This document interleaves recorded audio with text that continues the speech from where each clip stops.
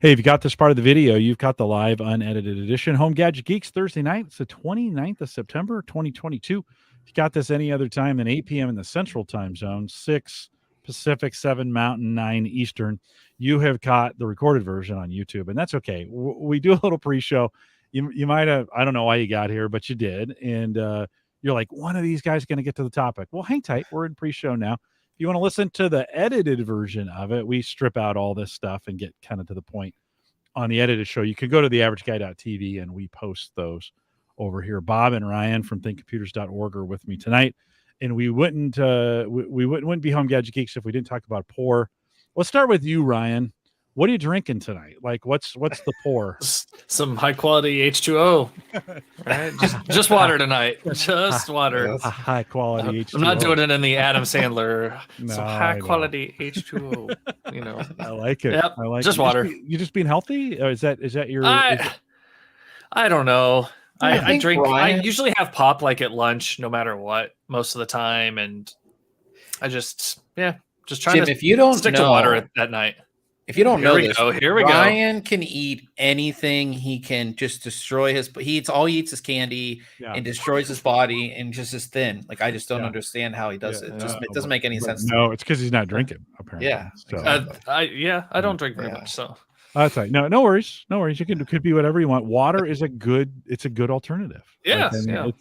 It's healthy. It's good for you. Well, that's fine. Bob, you've got some. You showed me a can earlier. What are you drinking tonight? High Noon. The high. Hold on. Let's make that big there. So a little vodka and soda, a little mixer there, a little lemonade. These are actually, like I said, I'm not a big seltzer person, but these actually taste good, and they're not like real bubbly as the other ones are. So okay, I'm a fan. Sugary. Sometimes I assume sugary. Where's the sugar on this? I had some of the Corona, like Corona Rita. No, not Corona Rita. I forget what they're called, but they were like a pineapple and something else. Wasn't 2.6 grams of sugar in this. What's the APV on those? Do you know alcohol content? 4.5. Yeah, it's a nice. It's a nice light. I mean, we're headed into fall. It's still probably warm where you're at, Bob, right? Never gets cold in California. Never gets cold here. At least by like East Coast, like by my standards, because people here like, oh, it gets so cold. I'm like, no, 65 degrees is not cold. So right on. It's that we're in that switch here in the Midwest, although I'm really in the Great Plains. So are you, I think. Ryan, I think we're sometimes we say we're in the Midwest, but I saw a map today. Technically, we're the Great Plains. Did you know that? I'll take it. Okay, whatever. All right. Winter or fall is definitely on its way. Yep. My son had me pick up a bottle of Woodford Reserve. This is really tasty. This is actually a store pick of a rye, so it's a whiskey rye. Got a little cinnamon taste to it, a little bit like Christmas. And you get kind of that caramel and cinnamon taste to it. It's really good. So I've enjoyed it.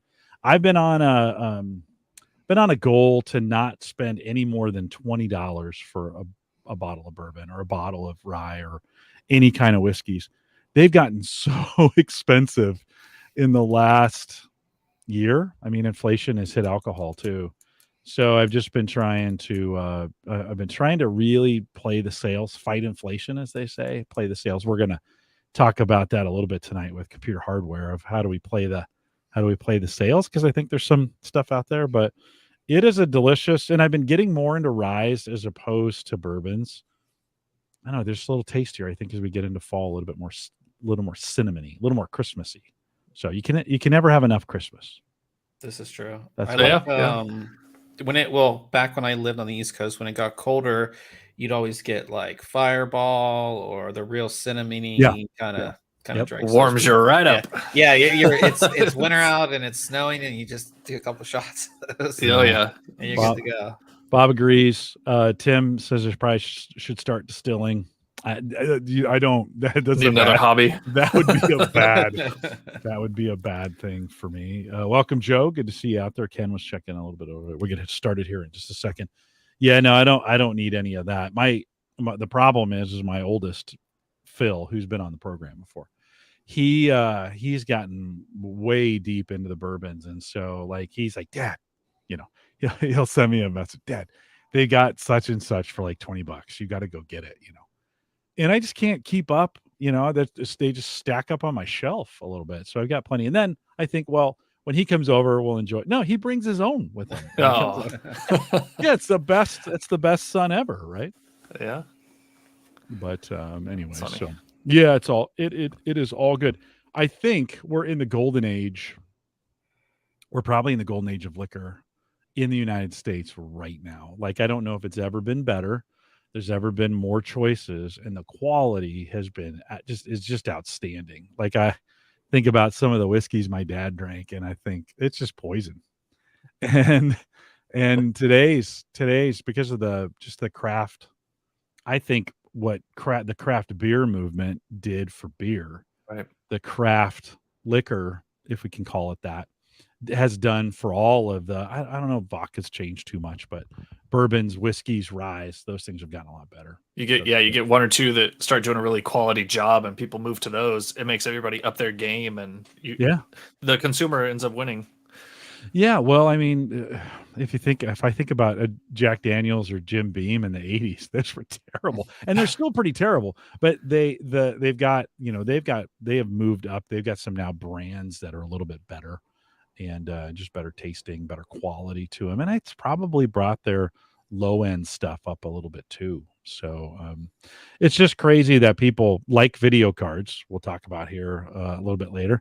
Like the race for video cards, there are some brands that are highly sought after, and you think of a Blanton's or a Buffalo Trace. Those brands are hard to find, and so people chase after them, and wait in line. Did you watch that documentary about I think it was the Buffalo Trace, where they were stealing, like people who worked at the factory were stealing the one that was like the most sought after. Every time like a pallet would come in, they'd take a couple, and then they were selling them to private collectors for like it's on Netflix. I forget what it's called. I watched it maybe a year ago, but it's a very interesting documentary how that whole thing went down. No, it's think of like Belconis has gotten really popular down in Texas, and so they're trying to keep prices reasonable, but there's just, when demand outstrips supply, those kinds of things happen. So I've been trying to reward the companies that have good quality, that aren't being necessarily chased after, so to speak. So just trying to find good quality stuff that's at a good price. We'll bring that into the subject when we talk about parts. All right, let's kick this thing off and get it going, guys. Thanks for coming out, and thanks for coming out in chat as well. We'll get started here. Let me do this thing. This is the Average Guy Network, and you have found Home Gadget Geeks, show number 547, recorded on September 29th, 2022. Here on Home Gadget Geeks, we cover all the favorite tech gadgets that find their way into your home. News, reviews, product updates, and conversation, all for the average tech guy. I'm your host, Jim Collison, broadcasting live from the AverageGuy.tv studios here in a beautiful Bellevue, Nebraska. Ryan, down in Kansas, you're enjoying some beautiful weather. Bob, you have it all the time, so you can't even talk, but nice to be into fall, right? Yeah, I was sitting at my son's soccer practice earlier tonight, and I actually got a little chilly in shorts and t-shirt, and it was 80 degrees out, but there's a little breeze, and it just, I was like, all right, fall I could feel it. We're good to go. It's a good hoodie and shorts is what I'm in. I love that. That's the Midwest fall, attire. And Bob, the weather's still holding out for you in California? Are you still? Yeah. I mean, it's not. Okay? I don't think. Maybe in December I'll put on a pair of joggers or something, but it's just shorts and t-shirt here. It's great all the time. Yeah, it is great. You pay in other ways though. Yeah, literally. Oh yeah, yeah. You desperately pay in other ways. Well, Bob and Ryan from ThinkComputers.org are here. We'll have a chat here in just a second. Before we do, big thanks to Gavin Campbell, who came on and joined me 2 weeks ago. If you're keeping up with things, we were off last week, but big thanks to Gavin for coming on and holding the fort down. Lots of home automation conversation. Then Bob, who's out in chat today, joined us on Patreon. And if you want to support the show, if you want to give back to it for what we do, and you'll hear why, because I'm getting ready to buy a bunch of equipment here over the next couple weeks. You can join our Patreon team. Head out to theaverageguy.tv/Patreon. Patreon. I introduced them a little bit earlier, but Bob and Ryan from ThinkComputers.org are on your show, guys. Last night, first welcome, but your show last night was so fitting to what we're going to talk about today. I almost felt like you did that show for me. You had a case, you talked about some memory, you had an SSD, there's a bunch of other GPU stuff. It's almost like you did that for me. I'm sure you didn't, but how are things, Bob? How are things going over there with the podcast? It's good. It's getting into the busy season for reviews and for as we'll talk about product launches. So most of the big hardware companies will release products right around now for holiday season. So I mean, just right now we're getting new CPUs from both AMD and Intel, new graphics cards from NVIDIA. Intel just launched their first ever graphics card as well, or not first ever, but first of the newer generation. Yeah. And then we have AMD coming out with graphics cards very soon as well. So there's just a lot of stuff going on. And then all the other companies, we like you said, we have new cases, we have new memory, we have new SSDs. Like it's just launch season. So lots of really cool PC hardware coming out. Yeah. Yeah. And then from a pricing perspective, you guys keep track of it. I mean, I haven't bought anything in a couple of years just because things got nuts. And I don't really buy that often. I mean, I think I bought the Mac last year, so I have a Mac M1 when it first came out. But the computers behind it, I mean, I've got some Windows PCs that have been running for 7, 8, 9 years, and they're still doing their job for what I need them to do, right? Not top of the line. I'm not gaming on them. We're not doing VR, which we're going to talk a little bit about tonight. But they're still kind of making it for me. So I haven't bought anything recently. As you guys, Ryan, we were talking, or as you guys were talking last night, it seems like prices are coming back in line. Are you seeing that? Are you seeing that as well? Yeah, I mean, for the last 2.5 years, we've had supply chain issues, right? And crypto's played into it as well. There's a lot of factors that have kind of come together all around end of summer to start reducing prices on a lot of hardware, especially in the GPU market, getting a lot of used hardware into the market as well, right? You get some of these cards that were being used to mine cryptocurrencies that are, showing up on eBay and other markets that you can pick up for a steal. But it's also, excess inventory that some of the AIBs and manufacturers have ahead of the launch of the new stuff coming out. So prices are great right now. Just a couple weeks ago, Ethereum merged and became proof of stake instead of proof of work. And that, I am sure, we'll talk about this here towards the end because we're going to talk about GPUs towards the end of the show. I am sure that's flooding the market. And so I'm going to ask you guys, should I go after a used card or should I buy new? We'll talk about that here at the end of the show. Okay, so here's the premise. My son has really gotten into VR, and he's DJing on VR. He's doing he's got the whole thing going on, the whole suit, everything that's available today. He's got. I'm kind of interested because I think there's gonna be some interesting things happening in the VR space here in the future that I want to get involved in. So today, I sold all my GPUs a couple years ago and the prices were high and everybody was wanting them. I got rid of all of them. I didn't need them. I will need a higher end GPU to be able to jump into the VR space. I haven't picked a VR platform, but we kind of know some general requirements of what we're going to need from a PC perspective. I'm a budget conscious guy, but in this case, I don't want to go the very bottom. I kind of want to land in the value space. Like I want to land in a place where we're getting really good bang for the buck and it's going to last me a while, right? From that standpoint. So from a budget perspective, you guys cover a lot of high-end stuff on your podcast. That may be appropriate in some places, it may not. But I want you to think about best value as we think about that. And I want to start in that area of, let's just get the elephant in the room, Intel versus AMD. And AMD is back certainly in the last couple of years. It has come back and they've got some definite, they're definitely a player in the space. Bob, let me start with you. I'm in a spot. I could go either way, to be honest with you. Do I, for VR and for gaming, do I need to only consider Intel or is AMD a player in it? And are they go? So what are you showing? That's a new AMD processor. So it's the Ryzen 9. Yeah, Ryzen 9 7900X. I just bought this the other day. But no, I mean, I think at least for me, as far as the platform goes, because that's what I think about. I don't think just about raw performance numbers, because even in gaming, even in different applications you're using, you're not really all those graphs they show you in their presentations. Oh, we're better at this, we're better at that. A lot of your games and a lot of your applications don't even make use of all the cores on the processor. They, so what I look for is mainly platform. So, what speeds of memory will this platform take? What speeds of SSDs can I put in this thing? How many extra PCI Express lanes do I get?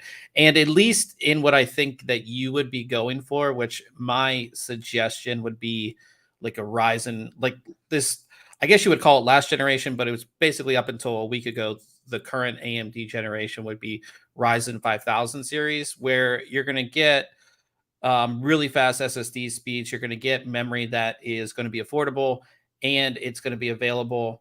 And I like the Ryzen 5000 series processors. They did a lot I reviewed both the 3000 series, which is the previous generation, and now the 5000 series. And they did a lot just over the 3000 series. So I think that whole ecosystem is really where I think you would land if you want to do VR and, just have a good overall PC for VR that would, last you a long time and be able to do everything that you wanted it to do. Intel is still good. I don't think it's a bad platform, but for me, the processors always run hotter for the most part. And they just don't bring as much value, at least, like I said, in this this current generation. They haven't brought enough value for me to really say to a friend or a colleague to be like, hey, you should really get Intel over AMD. Okay, Ryan, you're the cooling guy over on the podcast there. Yeah. ThinkComputers.org. Yeah. Do I need, if say I take Bob's suggestion, I go with the Ryzen 5000, am I going to need to do some active cooling on that with what I'm doing? Or can I just go with the stock fan that they give me? You can certainly go with a stock fan depending on the unit, right?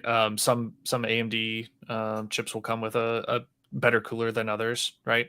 And anything that comes with the CPU itself is going to be compatible with it and keep you within spec, as far as your temperature maximums, things like that, until you start getting into any overclocking. But I don't think in your case, overclocking is going to come into play, right? You just want it to put it in, buy it, put it in, and have it run. So you'd be good to go. Now, that being said, you could definitely buy an upgraded cooler to get a little more, performance. Some of those boost speeds on the CPU a lot of times will be dependent upon how much cooling you can provide. So if you can get a little cooler, provide a little excess headroom for that, you can get a little quicker speeds, when it needs to burst at certain times. So I think that definitely plays into it. And Bob mentioned, the value a little bit there. And I think Intel's made it a little harder to determine their value with some of their new chip designs with their efficient cores versus their performance cores. And I think that's still kind of shaking out as far as how the industry in general kind of treats that as far as value goes, because it's different than what we've been used to. We've always just had, a normal core that's going to give as much performance as it can. And then you've got like a hyper thread or a multi threading option, either Intel or AMD. Now we have kind of this mix like we've seen in cell phones recently, right? They've got these low powered cores that run just in the background, but then when you need to kick things up, those higher performance cores kick in. So that kind of changes up the value piece, in my opinion. But I agree with Bob. I think you're good on either platform, and then taking into consideration how much you want to spend on those faster, Gen 4 drives on SSD, and whether you want to be on the DDR4, DDR5 memory platform, things like that. If I go AMD, can I? And I'm assuming DDR5 is the fastest memory that's available to me from a consumer standpoint today. Can I do that? And can I max that thing out at 64 gig of RAM? Yeah, you can definitely do that. Go higher than that, yeah. I mean, you can. I believe I can actually look. I don't know what the max you can put in an X570. I don't, from a while you're looking that up, from a usability standpoint, I don't think I'll need more than 64. Although I was thinking back in the day when I put 16 in, and I would think, oh, that'll be fine. And then I started running VMs, and then you're like, dang it, I wish I had bought more memory. The 5800X 3D, which would be the processor I would probably recommend out of the current version, it'll support up to 128 gigabytes. So, I think that's the most on a consumer platform. I just want to double check because I wasn't sure, but yeah. Well, Bob's looking that up. Ryan, if I were to get a basic cooler, I don't like you guys were talking about bending tubes. Liquid cooling. Okay, what's for if I were to go this route? What's the most efficient average guy cooler that's just above a stock fan? If I want to add a little bit of cooler. You guys were looking at that half case last night. That thing's got to be freaking gigantic. It's enormous. Right? But you can see it behind Bob right there under his table. It looks like it's halfway holding it up. So I don't need that big. We'll talk about cases a little bit later. But Ryan, what would be a good kind of average guy cooling solution? I think some of the Noctua coolers that are available, the NH 15 is pretty nice. But I wouldn't also shy away from an all-in-one liquid cooler, right? 240 or 360 millimeter all-in-one. The installation process really isn't that more complex by any means than a standard air cooler, tower cooler. It's going to take you a little longer just because there's more screws and things to put onto it. But as far as the difficulty between the two, it's not any more difficult, just takes a little more time.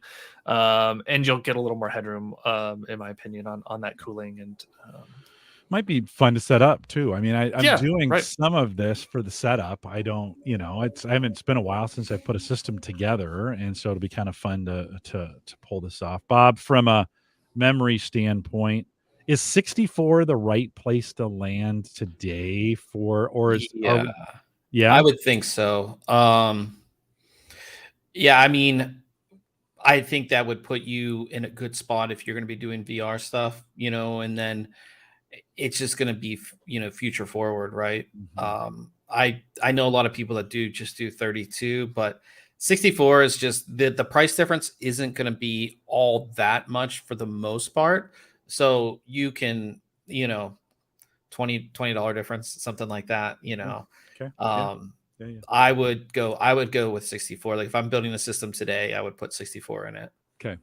That's what I'm on. And there's times when 16 just wasn't enough, or you would bump up close to 16 and you're like, well, I'm staying under it. But then you realize once you have 64, you were probably actually going over that and maybe paging to your SSD and maybe not noticing it. But it's definitely 64.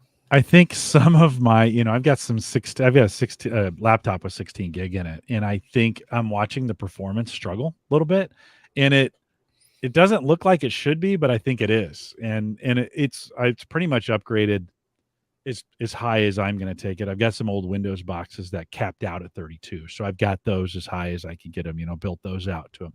But is it like, as I'm thinking about this, is it just too much of an overkill to just max a board out at 128? I mean, to buy a board that supports 128, do it now so I don't have to go back and buy it again or find it again, or from a cost perspective, is that just dumb, Bob? Is that a dumb I idea? wouldn't.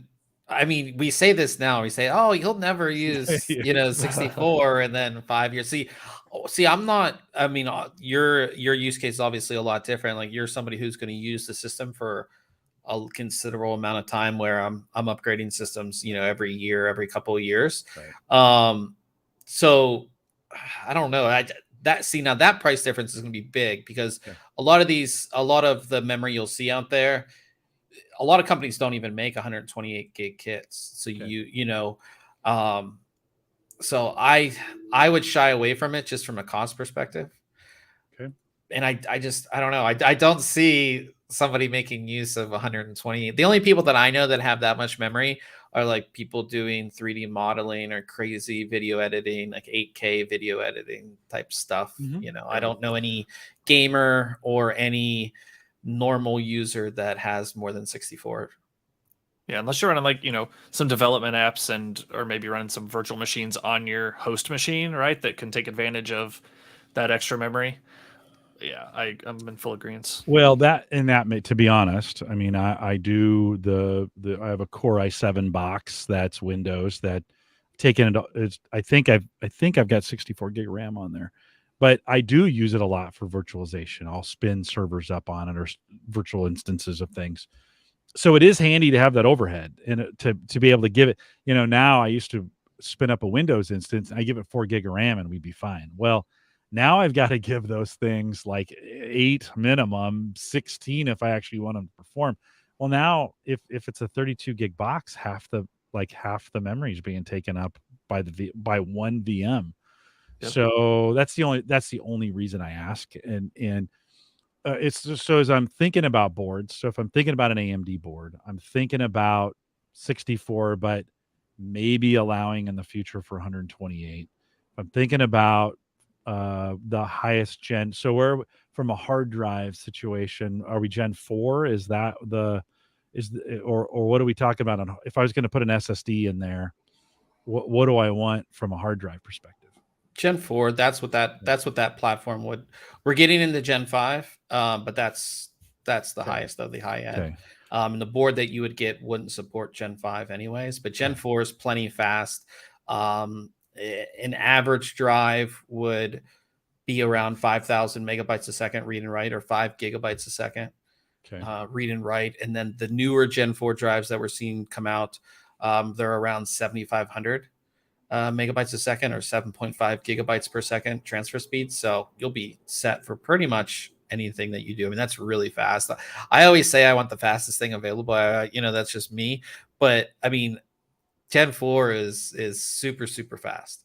And what's great about it is that, they're on the board itself. So you don't have to take any, room in the case for like a 2.5 inch SSD or a larger hard drive. It just doesn't take up any space. Right.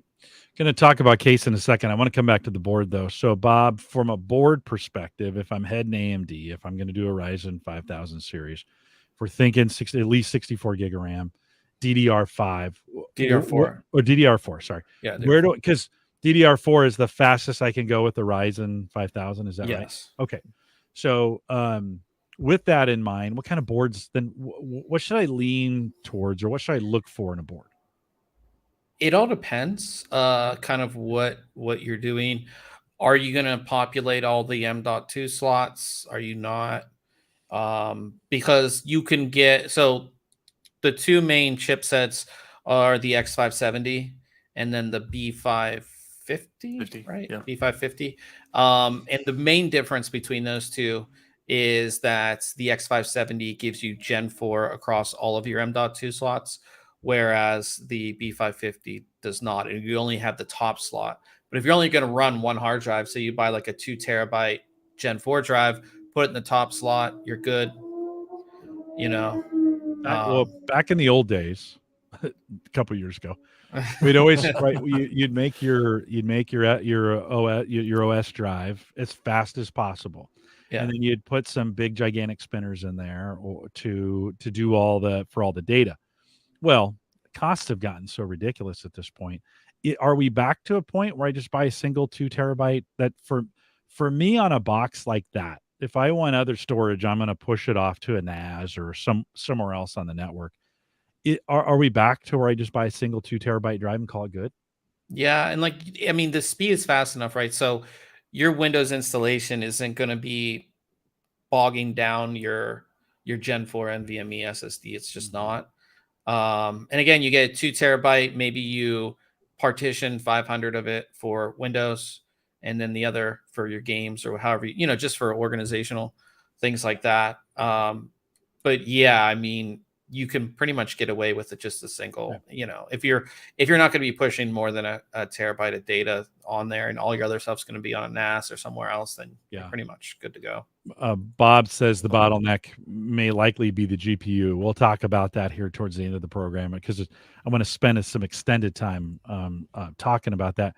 Ryan, would you add anything else from a board consideration standpoint?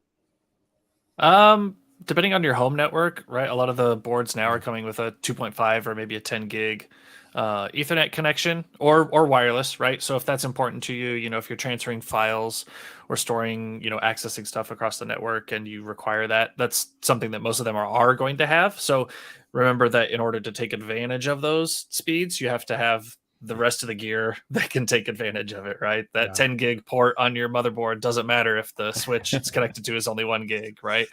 That's doesn't work its magic, unfortunately. So that, and no, I think that's about it. The number of M.2 slots on boards nowadays is really nice. To just, if you really have that need for extra capacity and maybe don't want to spend the money for an 8 or a 16 terabyte M.2 drive, but you don't mind putting in an extra 4 terabyte drive or something, and then the ability to add another one down the road. Those M.2 slots make things really nice without taking up space. If I said to myself, I really only need 2 M.2 slots in there for this build. Everything else can be either network storage, or I'm sure they still have. I could go old school, put regular drives right on these as well. Is it cheaper for me to buy a board that has two of those instead of 4, or you're like, hey, right now just get one with 4 because you're going to want it eventually in the future? Bob, is that when thinking about it, does it matter? Is that one of those areas where it matters how many M.2 slots are on the board? Most boards should have at least 2. Okay, right. If you do the B550, again, the top one is going to be Gen 4. The bottom one's going to be Gen 3. Gotcha. If you go to X570, they'll all be Gen 4. And likely on X570, you'll find boards that have at least 3. And some of the higher end boards come with like an expansion card that gives you 2 more. I really don't think you need to go that high. Mm-hmm. But again, all of these boards also, for the most part, what it will have at least 4 or 6 SATA ports as well. So if you wanted to put like a 2.5 inch SSD in there as well, you can, put a bunch of those in there too. Mm-hmm. So, but I think 2 would be more than enough. And then you'll find that on pretty much every board. Okay. Yeah. And if I had a Gen 4 and that was the OS drive and that's all I use it for, I have the Gen 3 for offloading some things for the future if I wanted to. What's the price? Thinking generally about the two different chipsets that are on there, what's generally the price difference between the 2? Depends on the board. Right on. Yeah. Do you want lights or not? Do you want? There's a lot of different features. How flashy do you want it to be? Yeah, but you really have to consider. Let me just. And I'm not gonna. I don't need the bells and whistles because nobody's ever down here to see them except me, and I don't care about light. Like we've been through that before, but that's those things are silly to me. But from that perspective, is it double the price to go with the higher chipset? So generally? This is just a comparison. So an Asus ROG Strix B550F motherboard, that's the B550, is $189.99. The X570 Strix is $329. So not quite double, but we're close. Yeah, and again, those 2 boards aren't necessarily the same. They're a little different in feature set. But yeah, I would say like $100 difference possibly.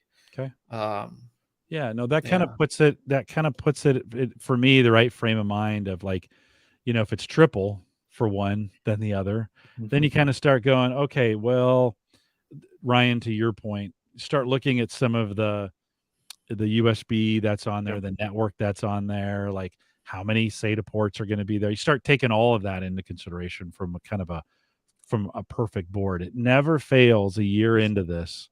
I go, I wish I would have bought that one. I should have bought the more expensive one. And so now even when you buy the more expensive one, then a new chipset comes out. Right? And you're like, go ahead, Ryan. Another thing to think about is form factor as well, right?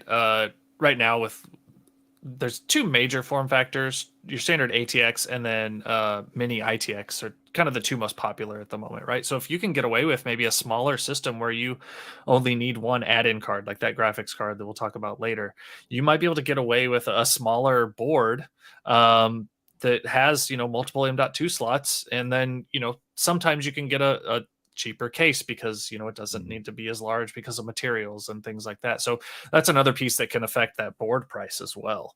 Not to say that they're that much cheaper, because sometimes those little boards end up costing as much as or more because of the niche market, right? You get Jay that's on your show every now and then, and he's always into the small form factor builds, right? And those can add up and cost just as quickly. But it's something to think small about. Small can be just as expensive. Bob says, just make sure that you have enough PCIe lanes to run your GPU at its full rated times 16, 3.0 or 4.0. We'll talk about that a little bit more on the GPU side of things.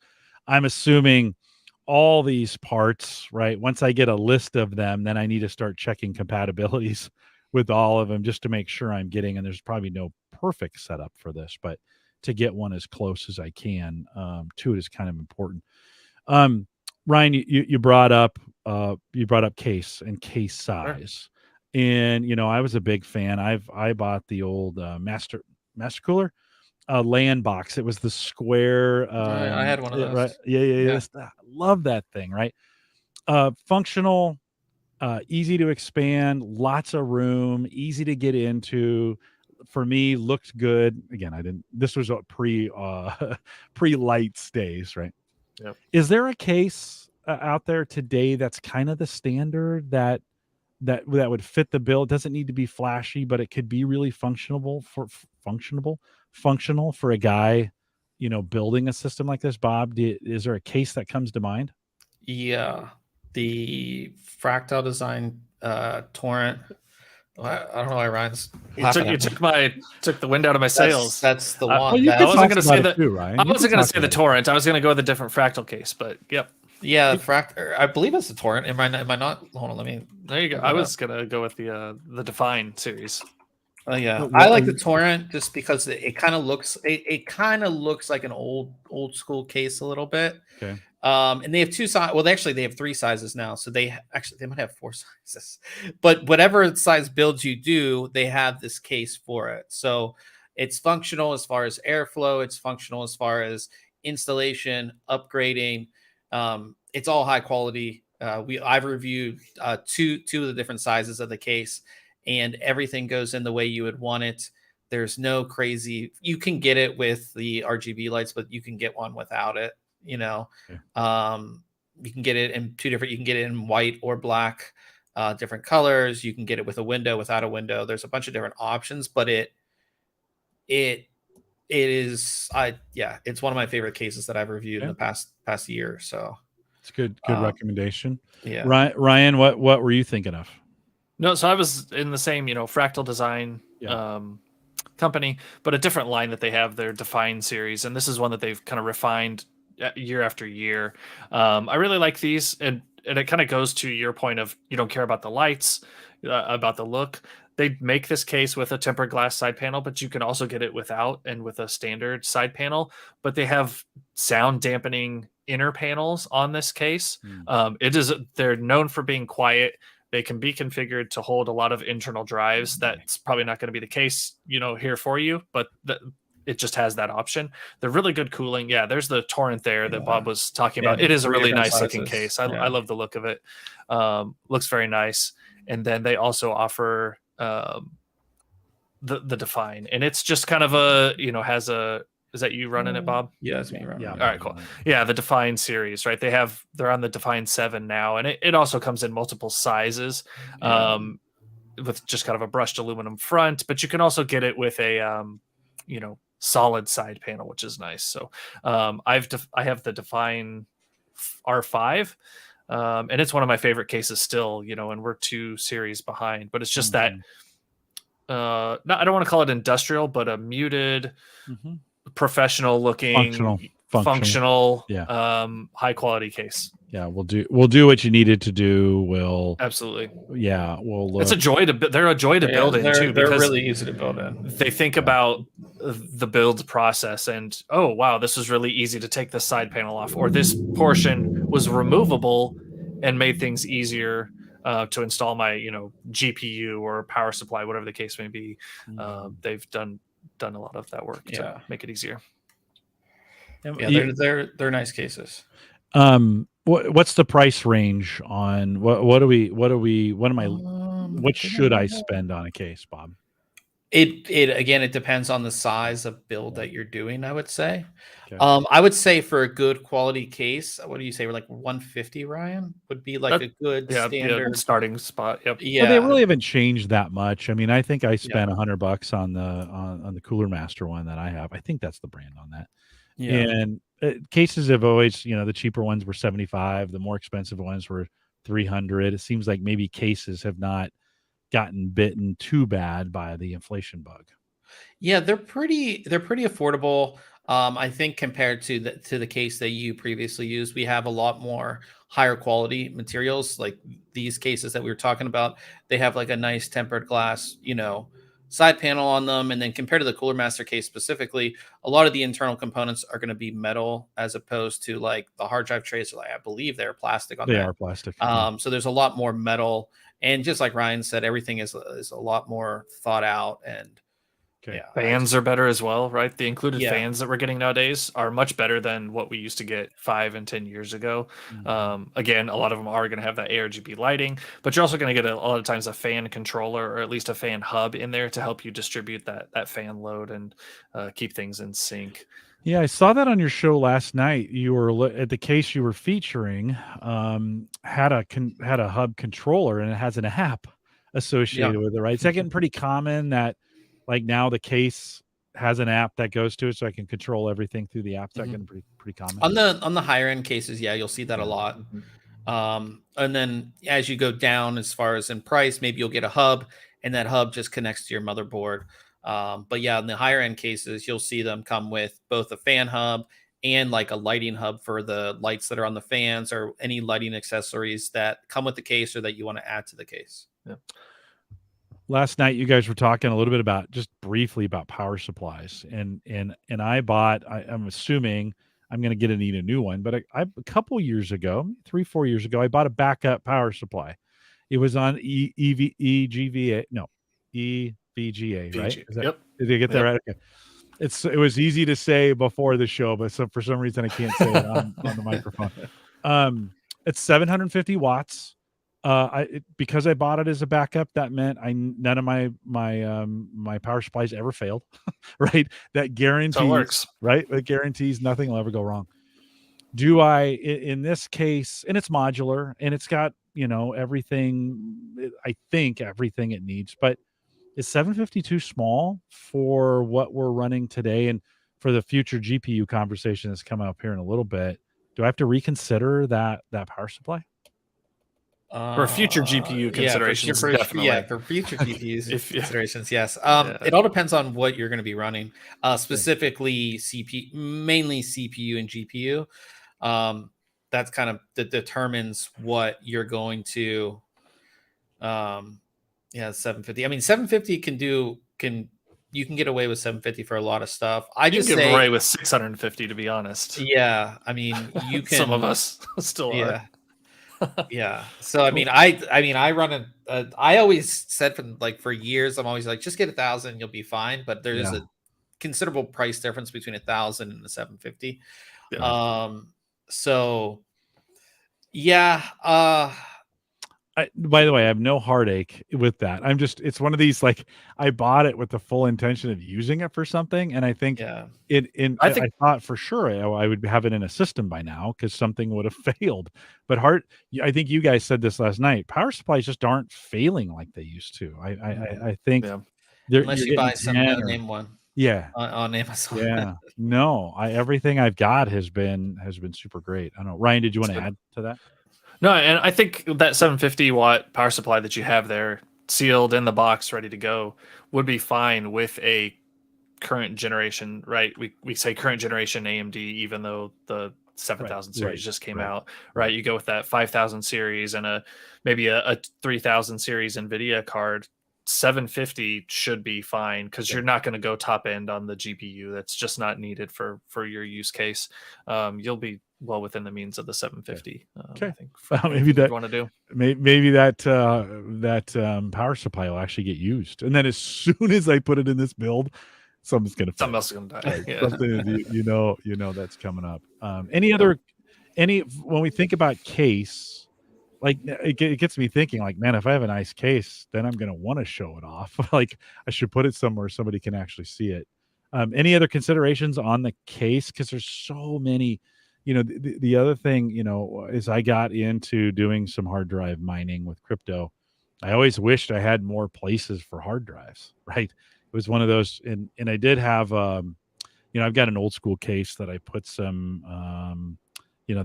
a bunch of hard drive enclosures in so I could jam them in. It was nice to have a big case at that point to be able to do that. But any other considerations from a case perspective that I'm not thinking about? No, because you said, you didn't necessarily, I mean, lights aren't a big deal. No. I think the biggest thing with any system is just make sure it has good airflow. Okay. Both of the cases that we listed have pretty decent airflow. If I stay with the Fractal family, I'm going to be okay. Yeah, I would. That's what pretty much the top end as far as something that's very functional.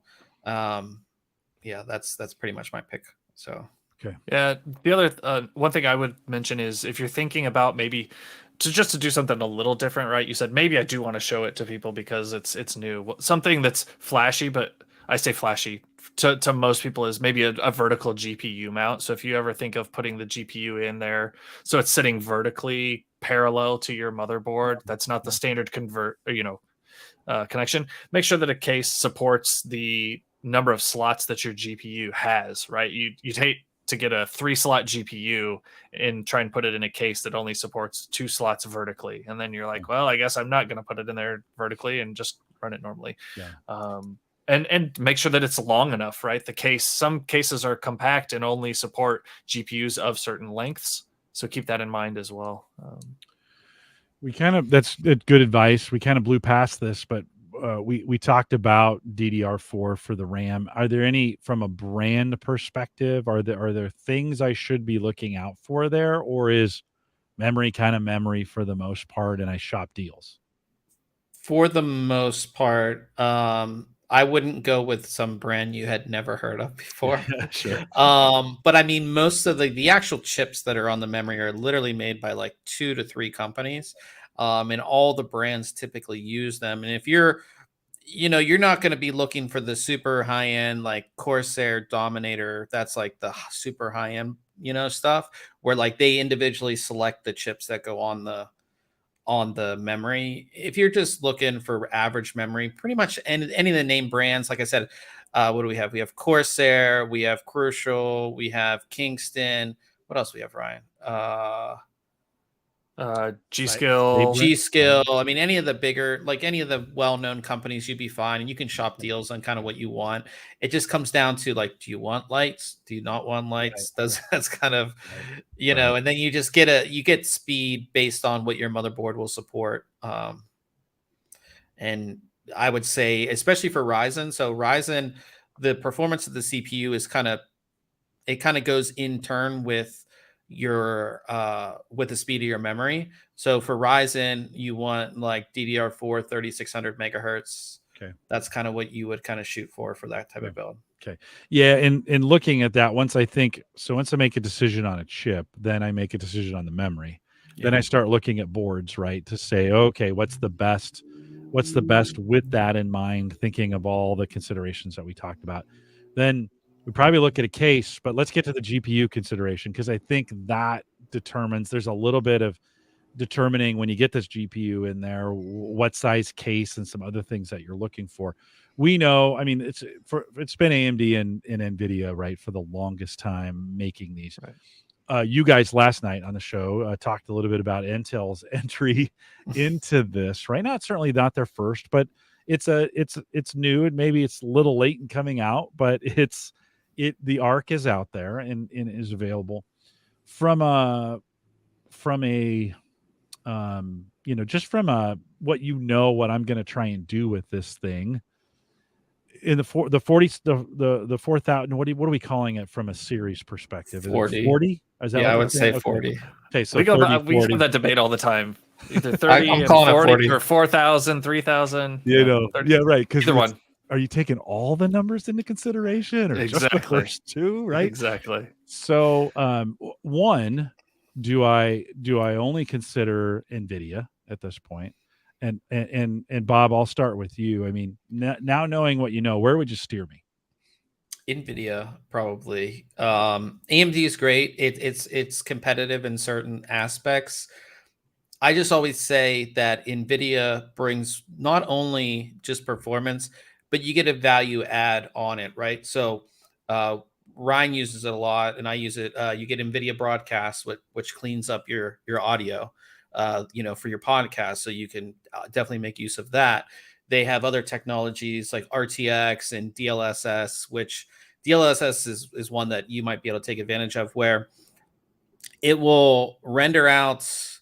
Say you're playing a game and you have a 4K screen, but your graphics card might not be up to snuff to play it at super high frame rate at 4K. It will render the game at, say, 1440p and then upscale it. That's what the technology DLSS does. And it's kind of like you can't even tell the difference. There's just like different technologies that NVIDIA specific GPUs have that AMD's trying to catch up with, but it's just not there yet. And I feel like all of the drivers are always good. You don't run into any issues. The software, they have software that's built into their GPU that allows you to like record games. You could, a bunch of different things that just, you get your GPU plus all of these other things. That's why I typically always say NVIDIA. Ryan, you want to add to that? I would agree, but I wouldn't count AMD out by any means. Right, their latest couple generations have been, like Bob said, competitive for the most part. They don't quite have the top end competition for NVIDIA, in my opinion, but I definitely wouldn't count them out. Right, I know multiple people with AMD graphics cards of current generations that have no issues, run the same games I play at the same performance or better. Right. That have no issues. Now, as far as Intel goes, with the card we talked about, the 7700, or the 770, I wouldn't put my eggs in that basket just yet, just because it's this first generation of their dedicated GPU. I would let that simmer and let's see what generation 2 looks like. See how 1 goes and what performance and stability and driver improvements they can make to that before I would step over to Intel. I think it's going to be interesting to see just exactly how they do. But I think you would be good with either a current generation AMD or NVIDIA graphics card. And then, then I'm going to price point and things like that. So Bob, what's the right price point for me then? And certainly, like, I'm really glad I waited, because we were having this conversation a year ago, like it was ridiculous, right? And we pulled back a little bit. But if I'm in a 30 series, I'm assuming I'm probably okay in a 30 series right now, or do I need to be waiting for the 40 series? I would say, again, whatever you're going to be running VR, whatever specifications the headset that you're going to use, and I'm not 100% up to date on those, but I mean, you can get right now a 3080 Ti for, and I feel like that's going to last you a very long time with your use case. All of them are great. You can get any one of the manufacturers. You can pick one up. You can pick them up at really great prices. New, used, it's kind of a, if the card was used for mining, I don't know if I would go that route. But I mean, you can find them very affordable, especially compared to what we were talking about a year ago. I mean, I can look. Best Buy just had a MSI 3080 Ti Ventus 12 gig card. Yeah, they had it for $740, and it was $1,080. Right, so that's pretty amazing. Pricing. Like right now on Newegg, that card Yep. is $749. Oh, okay. Yeah. Yeah. So it is a good time. Yeah, and I guess you get a rebate. Hold on. $30 rebate. So it's only $719, which is crazy. Yeah. Considering this card in the peak of the GPU shortage was like $2,000. Yeah. No, I'm pretty Yeah. happy I waited at Yeah, this yeah. point, for these. I wonder if the strength of the dollar is only going to continue, on the financial market side of things. The US dollar is just continuing to crush a lot of the currencies around the world. I wonder if that'll be good or bad for us. Yeah, and I from think this. too, once we had the announcement of the RTX 40 series, but it's not out yet. I'd still wait. If don't buy it today.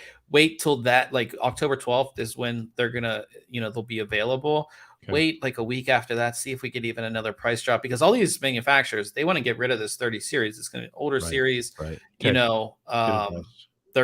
have a lot of inventory and they're gonna want to get it out. And we've seen, I mean, this card, I bet if we could look at the price, I mean, these cards have just gone down as far as price goes. So I don't think the 719. What's the deal on the? There's a price at 749, and then it says 719 with a $30 rebate card. Okay. Yeah, but I don't know if I can do this. Hold on. So we can see price history. I don't know how far this will go back. If it will let me see. I mean, you can see, I don't know. This isn't, I wouldn't say these are real prices, because I don't think it was available back at this time. But I mean, you can see, I mean, it was $1,000 and it's already $749. Yeah. So, okay. Yeah. And even that 80 series might be a good spot for you, because it was, towards the top of the 3000 series. But even considering, like a 3070 to even have, a little more savings, because depending on what headset you're using and what applications and games you're using within that environment may not require that high of performance. I have the HTC Vive, which is, one of the original headsets, and I was running that on a GTX 970, which is only a 4 gigabyte card. And I was having no issues. It was running all my games at the full, 90 frames per second that the headset supports, with no issues. And that's a, multiple generations old card. So I'm sure there's been improvements to games and the headsets, right? Mine's the early generation, not as high resolution and frame rate or refresh rate on the displays inside the headset. But just something to keep in mind. You don't have to necessarily go with the highest end as well. Yeah. Well, my son, who's doing this, and this is kind of the reason I kind of want to see what he's doing in there and enjoy it with him. But he'll give me some VR advice when I get to the actual gear and that equipment. We'll spend some time talking about it. What's the right memory amount on those cards then? Because I know that varies as well, how much memory comes with the card. If I went with a 3080 Ti, what's the right memory amount for that, or is there only one for that? I believe there's two different, or what is it, 12 and 12 and 10. The original was 10, and then they upgraded to 12. Okay. 12. Okay. Yeah. 12 should be plenty for you for that. Okay. 10 and 12 should be. And is it one of those cases you just buy the max in the moment? I mean, the specific the 3080 Ti will only come with 12. Okay. So that's your limited. You gotta buy it. I would say if you are looking at different cards, again, it depends on your headset, but I would say at minimum you would want 8 at minimum. And then again, all the cards typically are at least 8, 10, 12. Some are 16, some 24. Of the AMD ones are 16. Yeah. So one thing to keep in mind as well, and we talked about this last night on our show with the 40 series, the 4080, they have a 12 gig and a 16 gig card.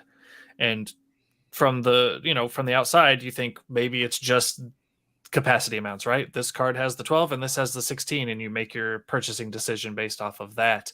Well, we've come to find out that they are actually using a different die between those cards with different amounts of compute cores and memory amounts and speeds and things like that actually will affect it more than just those memory amounts. So that's also something to keep an eye out on. You think you're getting the same performance because they're both 4080s and the only difference is going to be that memory amount.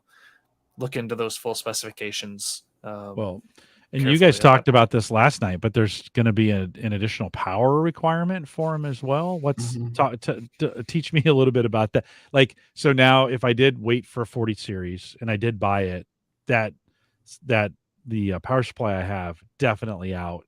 Is that right? Yeah. One, the 40 series is going to take a lot more power. Two, all the 40 series cards come with a new power connection. And they're all going to come with an adapter, which we showed on our show last night. I know that people say it's safe, and it just doesn't seem like you're pulling 4 high-end power connections into a single connection. I don't know. And then there are new power supplies that come with a new connection, which I would highly recommend, but those are quite expensive because it is brand new tech, and I think a lot of those start out at 1,000 watts anyways. So yeah, I mean that's the kind of the new thing, and like I said, those new cards they're gonna use a lot more power than the 30 series. So yeah, something to think about. All right, bunch of questions coming in the chat room. Let's cover these. So Brian asks, with these custom build units, have you found that the components last as long as you find them useful, or do you tend to upgrade when they're worn out? Or Bob, in your case, because of what you do for the podcast, like you're constantly upgrading, right? Yeah, I'm constantly upgrading. My use case is not anybody else's. Yeah. It is some. It is some. Yeah. There are folks who always want to stay. I mean, that's one philosophy of technology is every couple years you're replacing something to kind of keep everything up to date, so you don't have one big, like, I'm gonna have a pretty big bill when I go to buy this thing, right? It's gonna be a pretty big bill right out the gate. Or I could kind of, as I go along, I don't know, Ryan, where do you fit into this I'm not as aggressive on my upgrade scale as Bob is, right? My system is going on, I think it's actually going on 3 years now. I'm on the 3000 series Ryzen and a 2070 GPU, right? So I'm a few behind.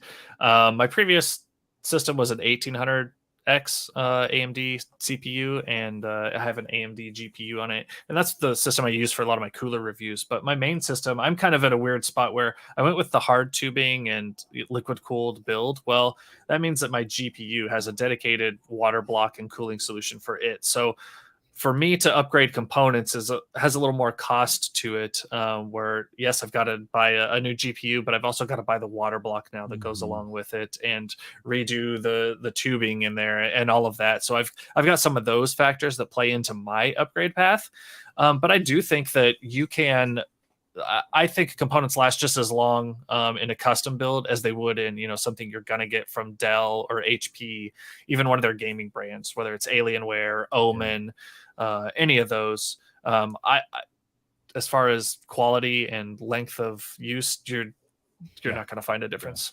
Well, and I have found, so like I own some Dell components that are form factored, right? They're not as easily upgradable because they were built for a specific purpose.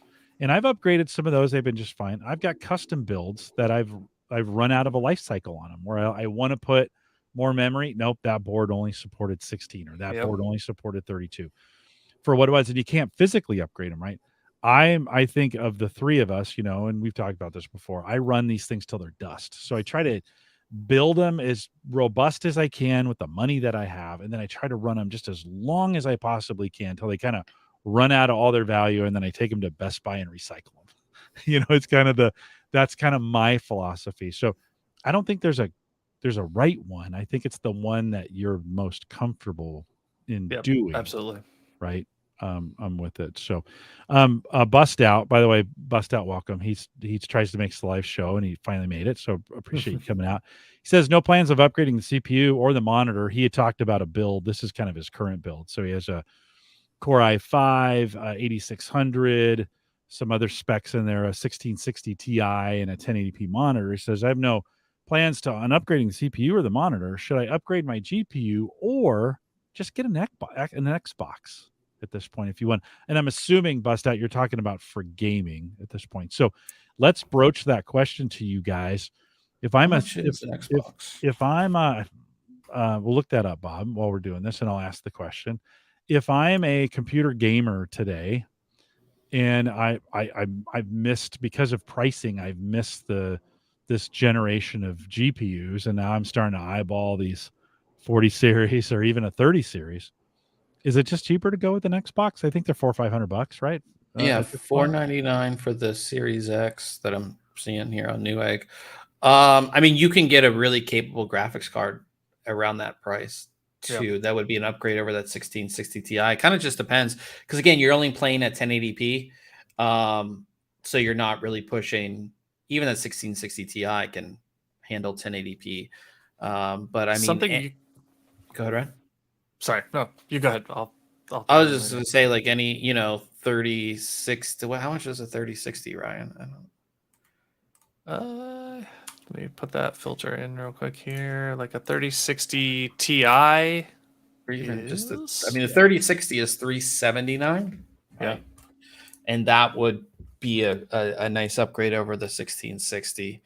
And you get a lot of those features that I had talked about. And I don't think you'd be bottlenecked too much with that CPU. Yeah, that's the only thing you have to worry about is getting bottlenecked by your CPU. Right? Yeah. But that would be the upgrade path that I would do. I prefer playing on a PC, and again, it's not just a gaming machine, right? Like, yeah, you can maybe do some streaming on your Xbox, but I mean, on your PC, like, I could do video editing, I can obviously do word processing, I can check my emails. It's much more than just like for me, a gaming machine. So if you think about it that way, you're getting kind of like 2 or 3 in one, instead of just an Xbox is typically just a gaming machine. And if you're in that Xbox ecosystem or want to be, you can also look into Xbox Game Pass and get the level of Game Pass that is kind of cross-compatible between your PC and your console. So maybe you play some games on the Xbox that are maybe newer and you want to play at a higher resolution or performance, and then play some of the games on your PC that don't necessarily require anything more than a 1660 Ti, and now you've got both. Yeah, it's certainly close. Like, just the fact that we're kind of having to work through prices, it's not a slam dunk decision on this. I think you got to kind of think like, okay, let me think about what I've got. Bust Out. I asked Bust Out in chat what gen that CPU was. You guys know offhand that the 8600K is it's just a 8th generation core. Gen. Yeah. So it would be, as we think about Windows, right? We're going to Windows 11. It's requiring for the upgrade to Windows 11, it's requiring 8th gen or newer for that. So if that had been a 7th gen or a 6th gen, then you kind of think, well, I'm going to be stuck on Windows 10 for a while, and maybe I want to just go with the Xbox. Again, I'm not saying it's the right decision. It's just the conversation you need to kind of have in your head to kind of think through, like, what do I want to do? What I hear you guys saying is it's kind of close. Like, yeah. And maybe it comes down to your household, right? Are there other people that might make use of that Xbox, right? If you got kids or a significant other, or, friends coming over that want to play, adding on another controller or something so multiple people can play, maybe it does make sense to go with that console in that case. Brian adds a thought. He says some of the Xbox console games that allow for keyboard and mouse have really blurred that line a bit, right? Thinking about, we're PC gamers oftentimes because of the accuracy that you can get with keyboard and mouse as opposed to a controller. And so that, I think that plays a huge consideration as well. So to come full circle, as we're talking about this and thinking about this GPU, and let me just kind of wrap this discussion on the GPU around this. 3080 Ti, probably it's probably going to be enough for what I'm doing that is a component, right? That, let's say 2 years from now, I want to go to the 40 series, and I could swap out the card and the power supply at that point, and get an upgrade. Probably, right? That would probably, just kind of thinking generally, that would probably be a doable upgrade in a year or two, right? Don't you think? Yeah. I don't think if you would get a 3080 Ti, I don't see that you would need to be upgrading it anytime soon. No, but then we say that. Yeah, we say that. yeah.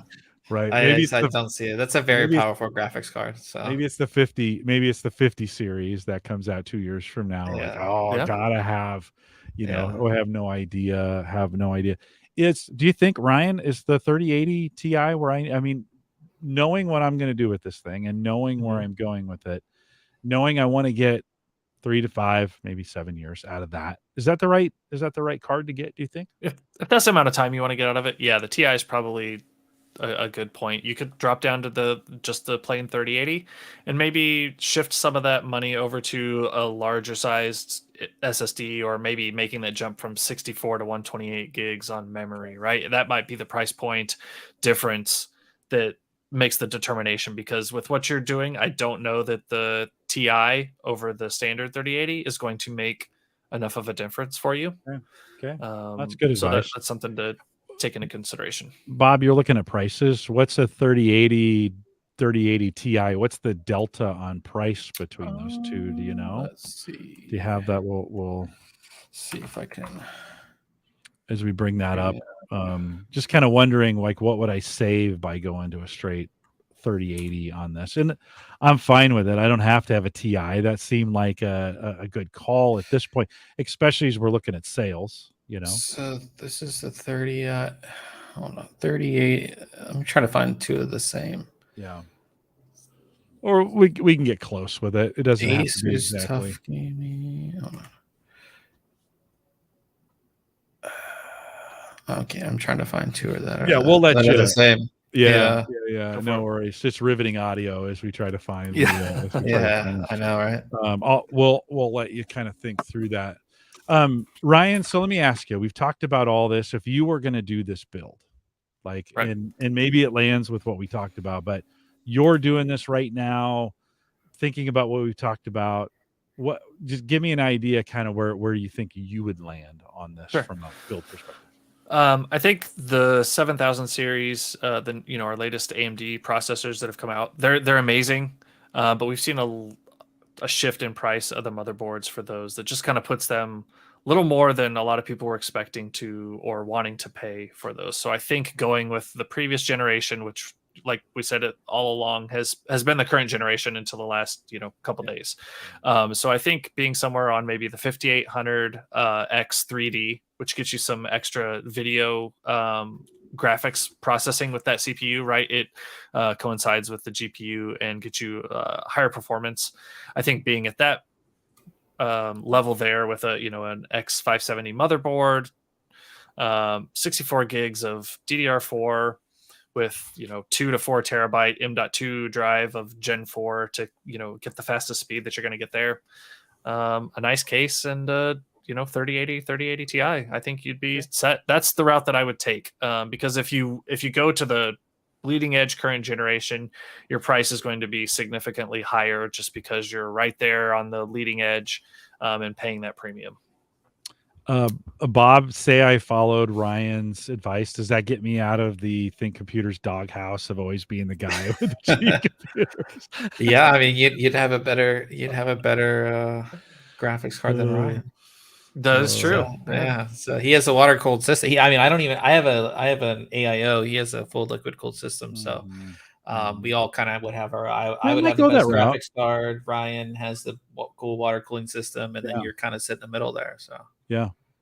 What did you find the difference between those two? Yeah. So there's it is. So these are the exact same cards, same thing. So this is the Zotac card. It is the 3080 Trinity. That's 703 on Amazon, and then the 3080 Ti Trinity is 869. So 180. Let's say. So that's kind of the difference that you see there. And what don't I for $180 less? What do I lose? I believe this one is So this one's 10 gigabyte. The 3080 is 10 gigabyte of VRAM. The 3080 Ti is 12 gigabyte of VRAM. Then your speeds are going to be different. So your clock speeds are going to be different, and your core count is a little bit different as well. So you're gonna get a little bit more performance out of the 3080 Ti. That's kind of the main difference. Yeah. Okay. So. All right. Well, that's actually super helpful. Like this has been the most helpful conversation I've had along these lines, as far as, because you've really helped me kind of narrow down in real time. One, I think I'm coming to this at a really good time. Yeah, so absolutely. I've picked a good time to kind of do this. And then two, it's kind of helped me narrow down some decisions. We're going to take this to our Discord group, so we're going to have this conversation inside Discord. I might even jump in your guys' Discord. I'm over there. I kind of lurk, but to continue to flesh out a little bit of some of these decisions. You said to me, "Hey, don't buy the graphics card yet. There may be some fire sales coming up in the next couple weeks." So I think what I'm going to do is build a list and maybe put some prices. Certainly, these prices, I don't want to jinx it, but these prices won't go up, right? For the things unless there's some crazy, supply shortage that we saw. Right. Yeah, like we had last 4000 series sells out and you can't get them, and people still want to buy something, they will jump on the. They were expecting to pay $800 on the 4000 series. They're going to spend that $800 on the 3000 series. Yeah. So there comes a point where you don't get greedy, but the price is good, and you just pull the trigger because you need the piece of equipment, right? Yeah, absolutely. Yeah. Okay. Well, I think that's, with any other advice that you'd give me, Bob, I'll start with you, from a consideration standpoint that we didn't talk about that I need to consider. No, not really. I would say I'm not a big fan of the stock. Like, if you get a processor that does have a stock cooler, I'm not a fan of them. When your processor boosts, that stock cooler is going to sound like it's a rocket ship taking off. That's the only thing. I think it would be cool for you too. I think to go like an AIO route, all-in-one liquid cooler. I remember when I reviewed my first one, I was like, oh, this is a lot easier than I thought it would be. It's kind of like a learning experience at the same time. So I think that'd be pretty cool for you to do. And it's just, like I said, they are pretty easy to install as well. Okay. Ryan, anything? No, that's what I was going to say. I'd jump in on the all-in-one cooler, right? There's plenty of options out there from multiple manufacturers. Again, going with a brand that you have heard of, from a major name in there will be good. And getting onto that fourth generation SSD makes a difference as well. Okay. Well, I definitely will probably get some advice, Jim at theaverageguy.tv, if you want to, you got something you want me to consider. Anytime we talk about these kinds of components, everybody's got their thing, and I get that. If you're gonna dialogue with us on this, I may listen and I may decide to go a different direction. So don't take it personally from that perspective. Just kind of working through. Also thinking through price. It's been a while since I've been able to put a few dollars this direction with a purpose, and then knowing I can I think one of my goals is to replace a bunch of stuff that I have here onto that system and then retire those things. So to give me an opportunity with some extra headroom to be able to run some of those things as well, whether it be in a VM or some of those pieces.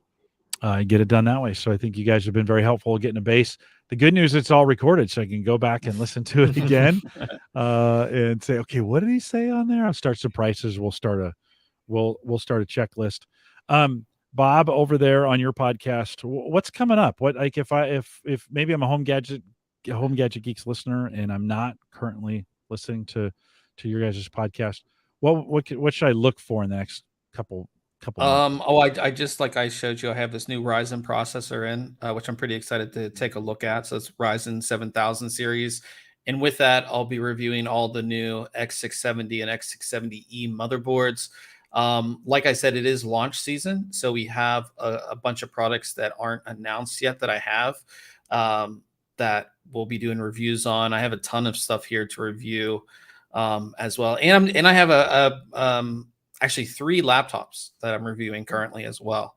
More not gaming centric, they're more like everyday use. But because we're getting back to traveling now, I thought I'd take a look at some and kind of see what the kind of new stuff is. So Lenovo sent a bunch of laptops over. So I have 3 that I'm taking a look at. So I'm pretty excited for those as well. Awesome. Ryan, anything on your side?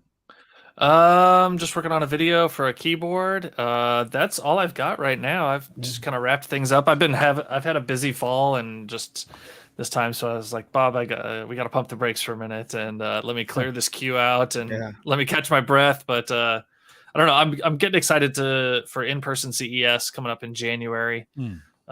So we're already talking that and getting those plans in the works. Yeah, it'll feel different, won't it? Oh yeah, I think so. I'm excited to be back in person. One bit of news which kind of relates to this, of course, you guys have this top of your site. Google announced they're going to shut down Stadia.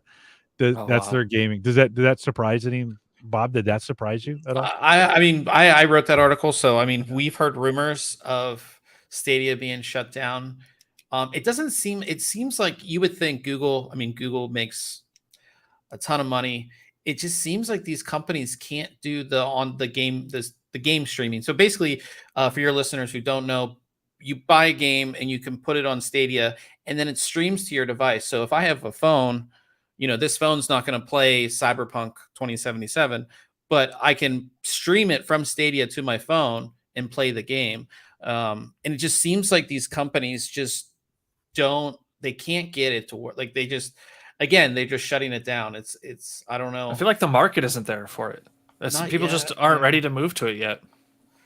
Yeah. I don't think they're hungry enough. Like there's too much money. It's too easy. It's too corporate. Like it just doesn't get that feel. They're just not hungry. And I think too, we went from 2 years of basically being in our homes. Yeah. And when you're in your home, you're not using your phone. You got given a bunch of money, through stimulus, and you were like, well, I can build a new system. And I mean, so many of my friends that weren't PC people were coming to me asking me, hey, what can I buy? Because I want to buy a PC because I'm at home and I don't have anything to do.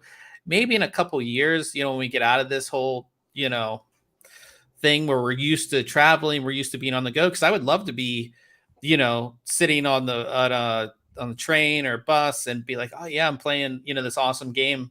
And I think too, the internet speeds or Wi-Fi speeds or 5G speeds that you actually need for that to work, they're not, especially in the United States, they're not there yet. And especially the coverage as well, unless you're in a really big metro area.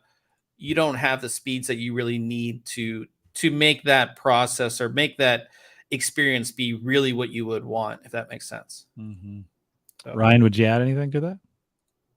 No, I all accurate. I just again, I feel like the desire just isn't there for it. Yeah. Well, Bob, you wrote that article up. It made news today. I guess not a huge shock to anybody. Yeah, and like I said, there were rumors of it shutting down for months, and I think a lot of these companies, both like Google and even on the hardware side, when it comes to NVIDIA and AMD, they're really under the gun of their shareholders, and they have to make money. We were talking about Intel and their GPU. I mean, we wrote an article up maybe a month ago about how there were rumors about Intel canceling the Arc after this generation. So I think, and a lot of these companies are just really, again, after 2 years of the whole shutdown of the economy, like they need to show, earnings to their shareholders and projects that may be fruitful in the future that aren't now are just getting axed because they're costing too much money. Mm-hmm. Yeah, no, I agree. It's a lot of things. I mentioned this earlier in the show. I mean, this has thrown a lot of things into chaos. And, one of those are currencies around the world. Mm-hmm. The Japanese economy, the yen is just getting crushed right now. Right now in the UK, the pound is getting crushed, right? For Americans, that's great if you're traveling overseas. I don't know if it's the best time to do that because airlines are a mess, but that plays into it. We're just having unprecedented. We had for most individuals who aren't old like me, you grew up during a pretty stable time, historically stable time. And, certainly the 60s and 70s were not that for the United States, but you guys didn't grow up in that. You don't remember those the 80s, 90s, early 2000s. 2010s, with the exception of maybe one of the deepest recessions that we've seen in a long time. It was pretty stable, right? Even that we pulled out of pretty successfully. So be interesting to see where all these things go. So the podcast is Think Computers, and head over to thinkcomputers.org if you want to do that. You guys are live Wednesdays at 7:30, so no conflict, right? Yep. Most 7:30 Central. Yeah. Is that right? Correct. Yep. And so no conflict. I always appreciate that. I try to pop in when I can, because it's a night I'm not podcasting. If we were competing, you guys would be dead to me. So let's just be real. No, not really, but kind of. So Wednesday nights 7:30, thinkcomputers.org. And the cool thing is you guys game afterwards, right? Yes. You've been doing that a long time, right? How many folks join you afterwards for the game streaming? I would say just a handful. Like I kind of our it's not a ton. Yeah, We got some diehards that'll make their way over. Yeah. Cool. Ryan has to get more excited because Ryan's the one that hosts that stream, so I feel like he needs to get more excited, like those professional streamers do. You know. I know. It's a whole different skill set. Like it sure is. You know, you're calling people out in chat, and you're gaming, and it's all about who's watching, and I can't do that. I can't do that at all. Well, guys, thanks for coming out. We'll keep you posted. It sounds like I probably need to be building this over the next 4 to 8 weeks of putting components together. That's good. I would say, because there is a limited number of RTX 30 series chips out there. Okay. Companies have a lot right now, but those inventories are going to be, probably by the end of the year, you're not going to see a whole lot left. So I would, before Christmas, maybe in the next 4 weeks, just thinking between now and Halloween, I should probably pull the trigger, watch some various brands. Does it matter if I go with one of the name brand MSI or those? Am I okay on the GPU side? It kind of comes down to preference. You can kind of research their different cooling methods or which one you think looks cooler. But I mean, under the hood, the GPU is pretty much the same. They may clock a little different, right? They may have a little more overclock and speed on one model versus the other. And like Bob said, some might have 2 fans on the cooler, some might have 3, just kind of depending on. I'm a stock guy. I put it in, I set it, leave it alone. Set it, and I get it. I tweak it till I get it to where I want it to be, and then it stays in that setting for the next 10 years. So good. All right. Well, we'll be talking about this over the next couple months as we put the system together. I'm super excited. Thanks for joining us. A couple reminders. Can you guys stay around for just a minute as we close things up? Is that okay? A couple reminders on the way out. When you're not listening to the Think Computers podcast, you can head over to theaverageguy.tv. Although we have had a few problems with it tonight. That's why we weren't on the live page. I got Christian on the hunt. We're trying to get it figured out why the live page is not working or not updating for me. But you can head out there if you want back episodes of this, theaverageguy.tv. You can send me an email, jim@theaverageguy.tv. If you want to give back on Patreon, you can do that as well. Bob, thank you. Bob Carpenter out there in chat just signed up. And if you want to do that as well, head over to theaverageguy.tv/Patreon. And we are live every Thursday. We've got guests coming up over the next couple weeks. Some fun stuff scheduled ahead. Come out and join us live. We are live every Thursday, 8 p.m. Central, 9 Eastern, out here at theaverageguy.tv/live. For those listening in the chat room, thanks for coming out. We won't do much of a post show, but hang out anyways. You never know what's going to happen. With that, we'll say goodbye, everybody. You guys, I heard you guys talking about gaming maybe at the end of this. Are you guys going to stream it? Ryan, were you thinking of streaming that as well? That's up to Ryan. Maybe I gotta see what the wife says. He has to get permission. I gotta go get permission tonight. It's on Wednesday. If you do that, would you announce that somewhere that you were going? Since it's not our normal night, I mean, I don't. It's probably not. No pressure. I was gonna say, if anybody listening out there still in the chat wanted to participate, they could. But it sounds like you're just gonna go underground with it, and that's okay too. I hate to send people out there, and if I'm just only available for 30 minutes or an hour, No. No worries, guys. Thanks again. Always good to catch up Sure. with you, and thanks for the great advice on this. I feel like I actually do feel ready.